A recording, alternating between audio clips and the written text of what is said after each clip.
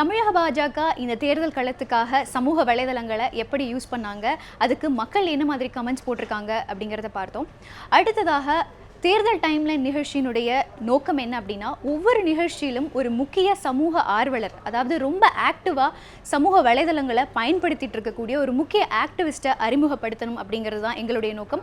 அந்த வகையில் social media ஆக்டிவிஸ்ட்லாம் எப்படி சமூக வலைதளத்தை பயன்படுத்துகிறாங்க, அதன் மூலமாக மக்கள் எப்படி இந்த கட்சியா அந்த கட்சியா அப்படிங்கிற குழப்பம் இல்லாமல் எப்படி ஒரு கட்சியை அவங்களால மக்களால் தேர்ந்தெடுக்க முடியும் அப்படிங்கிறத காட்டுறத ரொம்ப தெளிவாக மார்க்ஸ் அந்தோனி சாமி அப்படிங்கிற ஒரு சமூக ஆர்வலர் சொல்லியிருக்காரு.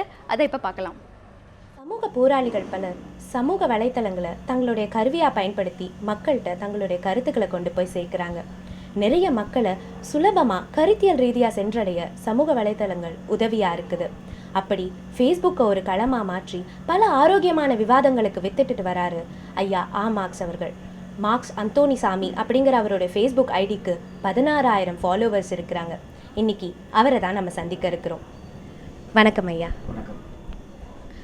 ஒரு சமூக வலைத்தள போராளி அப்படிங்கிறதுக்கு முன்னாடி ஒரு சமூக போராளியா வீதிகளுக்கு சென்று மக்களை சந்திச்சு பேம்ப்ளெட்ஸ் கொடுத்து அந்த மாதிரியான ஒரு கம்யூனிகேஷனில் இருந்திருக்கிறீங்க. அப்படி ஒரு கம்யூனிகேஷனுக்கும் இப்போ சமூக வலைத்தளங்கள் மூலமா மக்களை சென்றடைகிறதுக்கும் என்ன மாதிரியான ஒரு வித்தியாசம் இருக்குது? அந்த ஒரு டிரான்ஸ்ஃபர்மேஷனை ஒரு ஆய்வாளராக நீங்கள் எப்படி பார்க்குறீங்க? சமூக வலைத்தளங்கள் மூலமாக ஒரே நேரத்தில் இன்னும் பல ஆயிரக்கணக்கான பேரை நம்ம சந்திக்க முடிகிறது. ஏதேனும் ஒரு குறிப்பிட்ட விஷயம் பற்றி நம்ம ஒரு கருத்து சொன்னால் அடுத்த சில நிமிடங்களில் உலகளவில் இருக்கக்கூடிய தமிழர்கள் அவ்வளோ பேரும் அதில் பார்க்குறாங்க. அதில் குறிப்பாக என்னுடைய அந்த பக்கத்தை தொடர்ச்சியாக பார்த்து கொண்டிருக்கக்கூடியவர்கள் நிச்சயம் பார்க்குறாங்க. அந்த வகையில் சாதாரணமாக நம்ம பேம்ப்ளெட்ஸ் கொடுத்து போய் பிரச்சாரம் செய்வது என்பதை காட்டிலும் இது எளிதில் பல மக்களை சென்றடையக்கூடிய ஒன்றாக இது அமைகிறது. இப்போது நம்மளுடைய சட்டமன்ற தேர்தல் நெருங்கிட்டு இருக்கிற இந்த நேரத்தில் தேர்தல் களத்தில் சமூக வலைத்தளங்களுடைய பங்கு எப்படி இருக்கும்னு நினைக்கிறீங்க? சமூக வலைத்தளங்கிறத பொறுத்த மட்டும் ஒவ்வொருவரும் ஒரு அரசியல் நோக்கமுடையவர்களாக இருக்காங்க, ஒரு அரசியல் கட்சியை சார்ந்து இருக்காங்க, சில அரசியல் கட்சியை தங்களுடைய எதிரிகளாக கருதுகிறாங்க. அந்த அடிப்படையில் அவர்கள் தங்களுடைய சமூக வலைத்தளத்தை பயன்படுத்துகிறாங்க.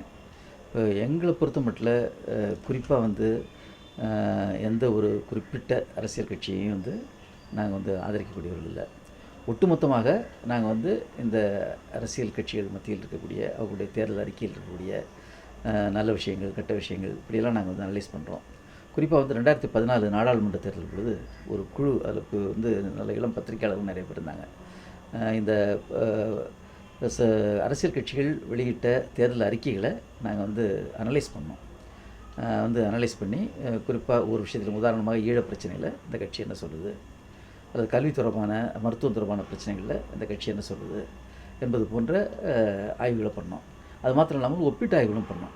அதாவது ஒரு பிரச்சனையில் ஒவ்வொரு கட்சியும் என்ன கருத்துக்கள் சொல்லுது, காங்கிரஸ் என்ன சொல்லுது, கம்யூனிஸ்ட் என்ன சொல்லுது, திமுக என்ன சொல்லுது, அதிமுக என்ன சொல்லுது அப்படின்னா நாங்கள் சொன்னோம். அதே போல் இந்த தேர்தலில் பங்கு பெறக்கூடியவர்கள் தங்களோட சொத்து கணக்கெல்லாம் கொடுக்குறாங்க பாருங்கள். அந்த சொத்து கணக்கு கொடுக்குறதுல நிறைய ஏமாற்றுகள், பொய்கள், தேர்தல் கமிஷனும் அதை ரொம்ப கூர்மையாக கவனிக்காமல் இருக்கிறது, அந்த மாதிரி சில விஷயங்களையும் நாங்கள் எக்ஸ்போஸ் பண்ணோம். அதே போல் இந்த நோட்டாக இந்த மாதிரியான வகைகளில் வாக்களித்தவர்கள் பற்றிய குறிப்புகள், இது மாதிரியான ஒரு ஆய்வு களஞ்சியமாகவே அது வந்துச்சு. பின்னால் அது தொகுக்கப்பட்டு ஒரு புத்தகமாகவும் வெளியே